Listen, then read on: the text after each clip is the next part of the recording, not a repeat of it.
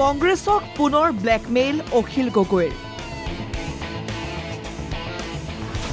আকৌ অখিল গগৈৰ লক্ষ্মণ ৰেখা কংগ্ৰেছক 30 মেলৈ অপেক্ষা কৰিব ৰাইজৰ দলে 126টা সমষ্টিতেই নিৰ্বাচনত অৱতীৰ্ণ হ'ব ৰাইজৰ দল 26ৰ বিধানসভা নিৰ্বাচনত মিত্ৰতাৰ বাবে কংগ্ৰেছক পুনৰ ব্লেকমেইল অখিল গগৈৰ কংগ্ৰেছৰ ভিতৰৰ কাজিয়া কেতিয়া শেষ কৰিব বুলিও প্ৰশ্ন অখিল গগৈৰ অভিযোগ কংগ্ৰেছৰ এটা চক্ৰই শিৱসাগৰত অখিল বিৰোধী এটা স্থিতি গঢ় দিব বিচাৰিছে বাৰম্বাৰ অখিল গগৈক দুৰ্বল কৰিবলৈ চেষ্টা কৰি আছে কিন্তু এইদৰে বিজেপিক উৎখাত কৰাটো সম্ভৱ নহয় বিজেপিক উৎখাত কৰিবলৈ বিৰোধী একত্ৰিত হ'বই লাগিব মিত্ৰতাৰ প্ৰস্তাৱ নাহিলে সকলো সমষ্টিত কাম-কাজ আৰম্ভ কৰাৰ হুংকাৰ অখিল গগৈৰ বিৰোধী দলবিলাক পৃথক পৃথককৈ আছোঁ 1 নম্বৰ 2 নম্বৰ কংগ্ৰেছৰ ভিতৰত সাংঘাতিক ধৰণৰ ৰিফ্ট চলি আছে এতিয়া সংঘাত চলি আছে তেওঁলোকৰ ঘৰখন ভাঙি চিঙি যোৱাৰ নিচিনা হৈছে গতিকে কংগ্ৰেছে কোনো ধৰণৰ ডিচিশ্যন ল'ব নোৱাৰা পৰিৱেশ আহিছে আমাৰ আন্তৰিকতাৰে সৈতে কংগ্ৰেছক কৈ আছোঁ যে আহক আমি মে মাহৰ ভিতৰত সিদ্ধান্ত এটা লৈ পেলাওঁ মে মাহৰ ভিতৰত যদি সিদ্ধান্তটো লওঁ তেতিয়াহ'লে আমি 1 জুন তাৰিখৰ পৰা যদি কাম একেলগতে ষ্টাৰ্ট কৰোঁ কোনটো ইলেকশ্যনত কোনটো সমষ্টিত কোনে ইলেকশ্যন খেলিব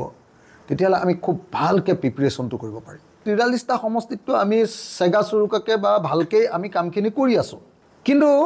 লাষ্টত যদি এনেকুৱা হৈ যায় যে নহয় যে আপোনাৰ একতা নহ'ল তেতিয়াহ'লে আমাকতো 6% এবাৰ ভোট লাগিবই চাওক নহ'লে মে মাহ যদি শেষ হৈ যায় তেতিয়াহ'লে কিন্তু 126টাতে প্ৰস্তুতি আৰম্ভ কৰিম আৰু 126টাত প্ৰস্তুতি আৰম্ভ কৰি যদি আমাৰ কেণ্ডিডেটবিলাকে পইচা খৰচ কৰা আৰম্ভ কৰে তাৰপিছততো বেক কৰিব নোৱাৰিম তাৰপিছততো আৰু উভতি চাব নোৱাৰিম গতিকে কংগ্ৰেছে সোনকালে সিদ্ধান্ত ল'ব লাগে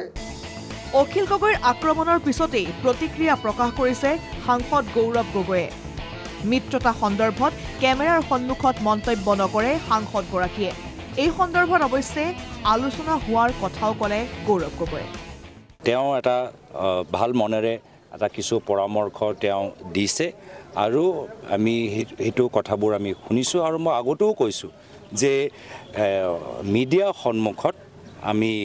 এইবোৰ সব কথা পাতিলেতো আমাৰ বিজেপি দল সব গম পাই যাব তো আমি কিছুমান কথা আমি মিডিয়া কেমেৰা আঁতৰত আমাৰ লগক পাতাটো উচিত অখিল গগৈৰ সৈতে কংগ্ৰেছৰ মিত্ৰতা সন্দৰ্ভত কংগ্ৰেছৰ কাৰ্যকৰী সভাপতি জাকিৰ হুছেইন সিকদাৰৰ গুৰুত্বপূৰ্ণ মন্তব্য ৰাইজৰ দলৰ সৈতে মিত্ৰতা কৰাত অসুবিধা নাই কিন্তু সকলো সিদ্ধান্ত ল'ব হাইকমাণ্ডে এই সময়ত আমাৰ লক্ষ্য কেৱল বিজেপিক শাসনৰ পৰা উৎখাত কৰাটো প্ৰতিটো দলৰে নিৰ্বাচন খেলাৰ অধিকাৰ আছে তেওঁলোকে বিচাৰিলে 126টা সমষ্টিতেই খেলিব পাৰে বা 26টাটো খেলিব পাৰে 26ত মিত্ৰতা হাইকমাণ্ডৰ মতেহে হ'ব অখিল গগৈ ডাঙৰীয়াৰ লগত বা ৰাইজৰ দলৰ লগত মিত্ৰতা কৰাত আমাৰ কোনো আপত্তি নাই নিশ্চিতভাৱে আমাৰ হাইকমাণ্ডে সিদ্ধান্ত ল'ব প্ৰতিটো ৰাজনৈতিক দলৰ ইলেকশ্যন খেলাৰ ক্ষমতা আছে সুবিধা আছে অধিকাৰ আছে গতিকে কোনোবা 126ত খেলক 26টাত খেলক তাত আমাৰ ক'বলগীয়া একো নাই আমাৰ হাইকমাণ্ডে নিশ্চিতভাৱে 26ৰ যে নিৰ্বাচন হ'ব তাৰ কাৰণে সিদ্ধান্ত ল'ব